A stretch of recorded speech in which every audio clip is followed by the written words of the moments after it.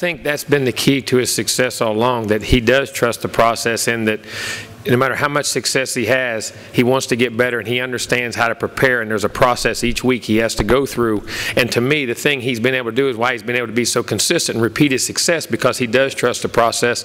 And that's very hard for a young guy that age to buy into, because once you start to have success, you have a tendency to drift off of that. And it was, to me, it talks about his maturity. It really does.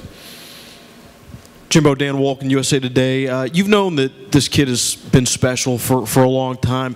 How have you sort of balanced being excited about Jameis versus, trying to tamper down expectations as he was going through this process before he actually, got on the field? Well, we tried to go about it because, I don't want to ever build someone up before he gets out there to the, as I say, the lights are on the scoreboard, and watch him do it consistently. And, we have great competition within practice. We had some great quarterbacks, but I think we just understood that, and he understood that, and wasn't trying to push it. And he is such a team guy that I think that was what really helped that, because he was just trying to fight for a starting job and then wants his team to win. And I think that overrid all of his individual games and his success, and I think that's what helped keep it down a little bit too. I really do.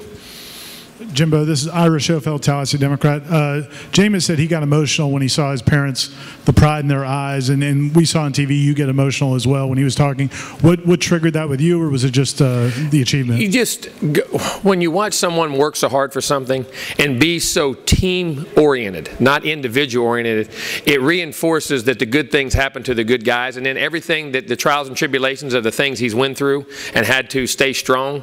And my mark was a true mark of a man when you had your own individual issues, but you had a team to lead like a family, and you never let those get in the way of the rest of our players reaching their goals as a team.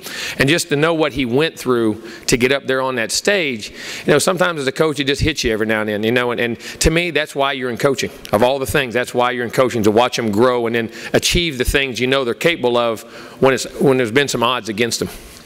Jimbo, hey, it's Bruce Feldman from CBS. What's the thing that has impressed you the most about Jameis that you've seen this year? Is his consistency, and that goes back to his preparation and how intelligent this young man is. I can't explain, and I can't say it enough, is how truly intelligent he is, how instinctive he is, how natural the game, it makes sense to him, and he wants to know why he's having success. In other words, if he throws a touchdown, it's not that I threw a touchdown. Okay, he had to understand why I did that so he could repeat it. And his ability, in my opinion, for such a young guy to not get caught up in the results, but to stay true to the process and understand how to prepare. And he always wanted to know why he had success or why he had failure so he could either repeat it or fix it. And that's very rare in a young player. Coach, Zach Ellis, Sports Illustrated, 2 straight Heismans, 2 straight redshirt freshmen. What does that mean to you for the status of the award and what it means going forward? Well, I mean, there's no age limit on being a great player. And I think we've broken down those barriers, that if they're truly the guys that could, if they're the best players, we're accepting them in our society. And I think the development of these kids, and I think how hard they work, and the systems that are going in high school and training these kids at young ages, they're getting more ready for college quicker, and we're recognizing that, and we're putting them on the field. And like we say, we always say, play don't care who makes it.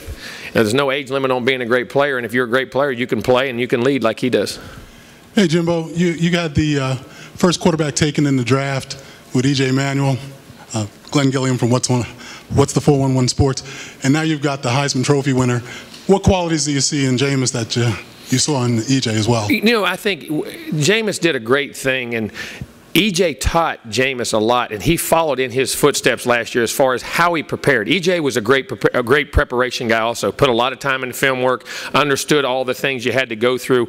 And I think that's the one thing about Jameis. He didn't wait to play last year. He prepared to play. And what he did, he learned from E.J. how to watch film, and not just to watch it, but what he's looking at, and how to explain it, and how much he had to go through, and how he had to break down red zone, how he had to understand third down, and how he truly had to understand protection. That's the key to his ability to handle the blitz. He understands where his problems are and where where the unblocked defenders are, and he does a great job of that. And I think they're very competitive. They're ultra team players.